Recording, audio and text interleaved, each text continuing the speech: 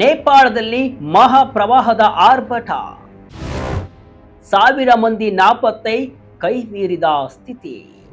ನಿಸರ್ಗ ಮುನಿದರೆ ಏನಾಗುತ್ತೆ ಅನ್ನೋದಕ್ಕೆ ಹಿಮಾಲಯದ ತಪ್ಪಲಿನಲ್ಲಿರುವಂತಹ ನೇಪಾಳ ಈಗ ಸಾಕ್ಷಿಯಾಗಿದೆ. ಯಾವುದೇ ಮುನ್ಸೂಚನೆ ಇಲ್ಲದೆ, ಮಳೆಯೂ ಬಾರದೆ ಹಠಾತ್ತನೆ ನುಗ್ಗಿ ಬಂದ ಬೃಹತ್ ಪ್ರವಾಹ ಈಗ ನೇಪಾಳದ ಉತ್ತರ ಭಾಗದ ಗ್ರಾಮಗಳನ್ನೇ ನುಂಗಿ ಹಾಕಿದೆ. ಟಿಬೆಟ್ಗಳಿಗೆ ಹೊಂದಿಕೊಂಡಿರುವಂತಹ ರುಜುವಾ ಜಿಲ್ಲೆಯಲ್ಲಿ ಮೃತ್ಯು ರೂಪಿ ಪ್ರವಾಹ ಅಕ್ಷರಶಃ ತಾಂಡವಡ್ತಾ ಇದೆ.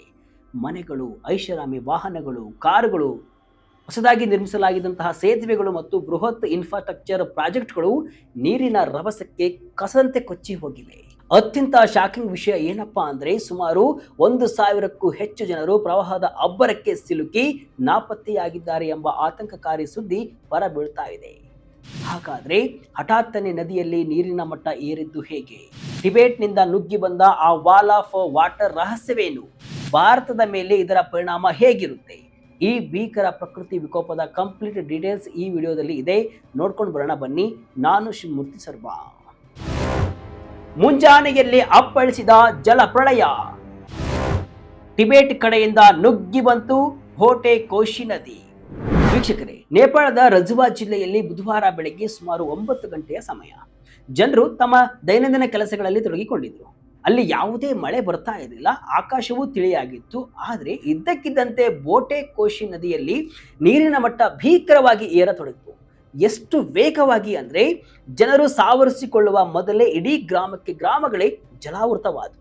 ಟಿಬೆಟ್ ಗಡಿಗೆ ಹೊಂದಿಕೊಂಡಿರುವಂತಹ ಈ ಪ್ರದೇಶದಲ್ಲಿ ಪ್ರವಾಹವು ಟಿಬೆಟ್ ಕಡೆಯಿಂದಲೇ ನುಗ್ಗಿ ಬಂದಿದೆ ಅಂತ ಅಧಿಕಾರಿಗಳು ತಿಳಿಸಿದ್ದಾರೆ.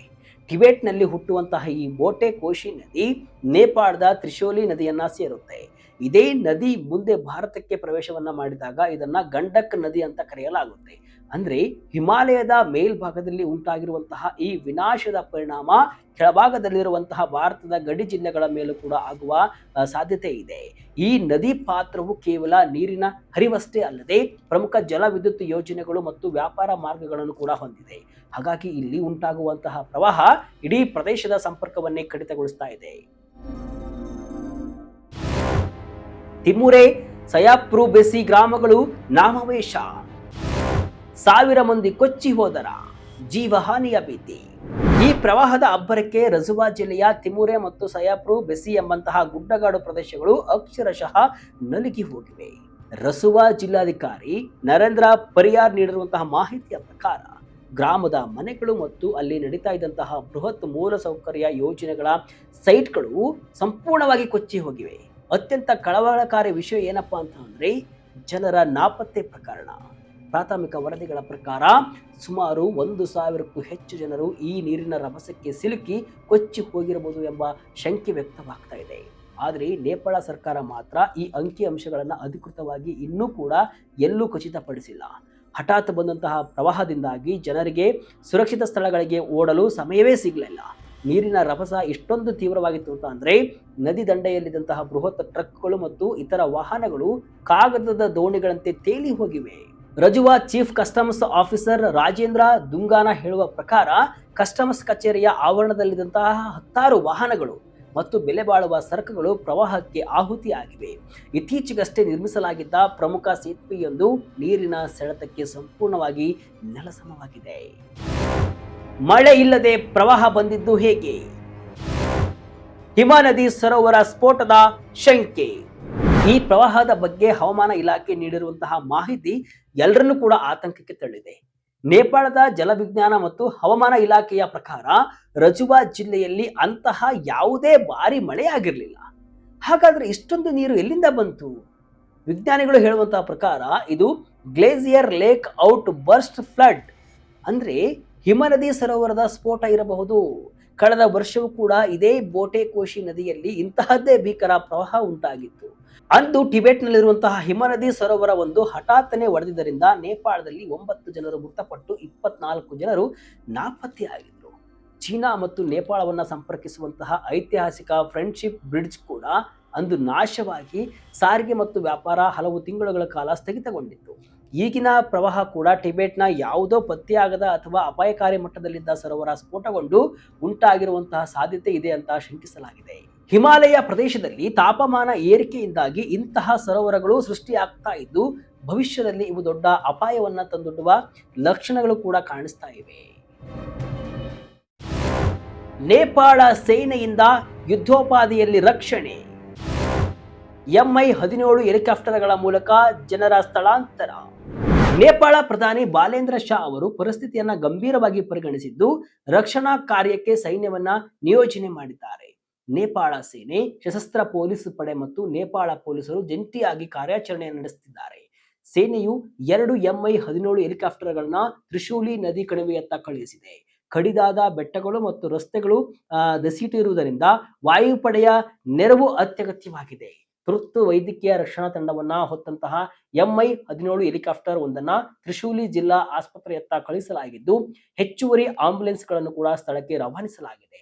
ನದಿ ದಂಡೆಯ ತಗ್ಗು ಪ್ರದೇಶಗಳಲ್ಲಿ ವಾಸ ಮಾಡ್ತಾ ಇರುವಂತಹ ಜನರನ್ನ ತಕ್ಷಣವೇ ಎತ್ತರದ ಮತ್ತು ಸುರಕ್ಷಿತ ಸ್ಥಳಗಳಿಗೆ ಸ್ಥಳಾಂತರಿಸಲು ಆದೇಶವನ್ನ ನೀಡಲಾಗಿದೆ. ಪ್ರಧಾನಿ ಕಚೇರಿಯಲ್ಲಿ ಉನ್ನತ ಮಟ್ಟದ ಸಮಗ್ರ ಸಭೆ ನಡೀತಾ ಇದ್ದು ಪರಿಹಾರ ಕಾರ್ಯಗಳು ಮತ್ತು ಹಾನಿಯ ಪ್ರಮಾಣವನ್ನು ಕೂಡ ನಿರಂತರವಾಗಿ ಮೇಲ್ವಿಚಾರಣೆ ಮಾಡಲಾಗ್ತಾ ಇದೆ.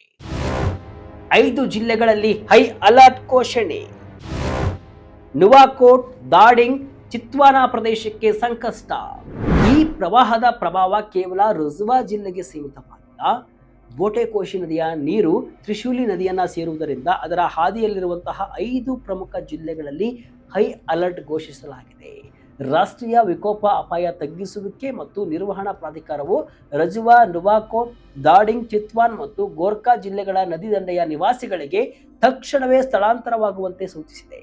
ನೇಪಾಳ ಪೊಲೀಸರು ತ್ರಿಶೂಲಿ ನದಿ ಪಾತ್ರದಾದ್ಯಂತ ಧ್ವನಿವರ್ಧಕಗಳ ಮೂಲಕ ಜಾಗೃತಿಯನ್ನು ಮೂಡಿಸುತ್ತಿದ್ದಾರೆ. ತ್ರಿಶೂಲಿ ನದಿ ಕಣಿವೆಯು ನೇಪಾಳದ ಆರ್ಥಿಕತೆಗೆ ಮತ್ತು ಸಂಚಾರಕ್ಕೆ ಅತಿ ಮುಖ್ಯವಾದ ಮಾರ್ಗವಾಗಿದೆ. ಇಲ್ಲಿನ ಪ್ರಮುಖ ಹೆದ್ದಾರಿಗಳು, ವಿದ್ಯುತ್ ಕಂಬಗಳು ಹಾಗೂ ಸಂಪರ್ಕ ಜಾಲಗಳು ಈಗ ಹಠಾತ್ ಜಲಪ್ರಳಯಕ್ಕೆ ಜಖಂಗೊಂಡಿದ್ದು ಹಲವು ಪ್ರದೇಶಗಳು ಸಂಪೂರ್ಣವಾಗಿ ಸಂಪರ್ಕವನ್ನು ಕಳೆದುಕೊಂಡಿವೆ. ಜನರು ಪರದಾಡ್ತಾ ಇದ್ದಾರೆ. ಭಾರತಕ್ಕೂ ಇದರ ಬಿಸಿ ತಟ್ಟಲಿದೆಯಾ? ಗಂಡಕ್ ನದಿ ದಂಡೆಯಲ್ಲಿ ಹೆಚ್ಚಿದ ಆತಂಕ. ಇನ್ನು ಹಿಮಾಲಯದ ಮೇಲ್ಭಾಗದಲ್ಲಿ ಉಂಟಾಗುವ ಇಂತಹ ಜಲಪ್ರಳಯಗಳು ಅಂತಿಮವಾಗಿ ಭಾರತದ ಬಿಹಾರ ಮತ್ತು ಉತ್ತರ ಪ್ರದೇಶದ ಗಡಿ ಭಾಗಗಳ ಮೇಲೆ ಪರಿಣಾಮವನ್ನು ಬೀರುತ್ತೆ.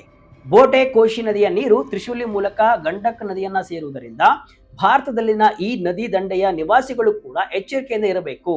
ಸಾಮಾನ್ಯವಾಗಿ ನೇಪಾಳದಲ್ಲಿ ಇಂತಹ ದೊಡ್ಡ ಮಟ್ಟದ ಪ್ರವಾಹ ಬಂದಾಗ ಭಾರತದ ಗಡಿಯಲ್ಲಿರುವಂತಹ ವಾಲ್ಮೀಕಿ ನಗರ ಬ್ಯಾರೇಜ್ಗಳಲ್ಲಿ ನೀರಿನ ಒಳಹರಿವು ವಿಪರೀತವಾಗಿ ಹೆಚ್ಚಾಗುತ್ತೆ. ಇದು ಬಿಹಾರದ ಪಶ್ಚಿಮ ಚಂಪಾರಣ್ ಸೇರಿದಂತೆ ತಗ್ಗು ಪ್ರದೇಶಗಳಲ್ಲಿ ಪ್ರವಾಹಕ್ಕೆ ಕಾರಣವಾಗಬಹುದು. ಇನ್ನು ನೇಪಾಳದಲ್ಲಿ ಕಳೆದ 2 ವರ್ಷಗಳಿಂದ ಈ ರೀತಿಯ ಹಠಾತ್ ಪ್ರವಾಹಗಳು ಮರುಕಳಿಸ್ತಾ ಇವೆ. ಹವಾಮಾನ ಬದಲಾವಣೆಯಿಂದಾಗಿ ಹಿಮಾಲಯದ ಮಂಜುಗಡ್ಡೆಗಳು ಕರಗ್ತಾ ಇವೆ ಮತ್ತು ಗ್ಲೇಸಿಯರ್ ಸರೋವರಗಳು ಅಪಾಯ ಮಟ್ಟ ಮೀರಿ ತುಂಬುತ್ತಾ ಇವೆ. ಇನ್ನು ವಿಜ್ಞಾನಿಗಳು ಎಚ್ಚರಿಸುವಂತಹ ಪ್ರಕಾರ ಹಿಮಾಲಯದಲ್ಲಿ ಇಂತಹ ಸಾವಿರಾರು ಪತ್ತೆಯಾಗದ ಸರೋವರಗಳು ಇವೆ. ತಾಪಮಾನ ಏರಿಕೆಯಿಂದ ಈ ಸರೋವರಗಳ ಮಂಜುಗಡ್ಡೆಯ ತಡೆಗೋಡೆಗಳು ಕರಗಿ ಯಾವಾಗ ಸ್ಫೋಟಗೊಳ್ಳುತ್ತವೆ ಅಂತ ಹೇಳೋದು ತುಂಬಾ ಕಷ್ಟ. ಇಂದಿನ ಈ ದುರಂತವು ಇಡೀ ದಕ್ಷಿಣ ಏಷ್ಯಾಗೆ ಪ್ರಕೃತಿ ನೀಡ್ತಾ ಇರುವಂತಹ ನಮಗೊಂದು ಎಚ್ಚರಿಕೆಯಾಗಿದೆ ಅಂತಲೂ ಕೂಡ ಹೇಳ್ತಾರೆ.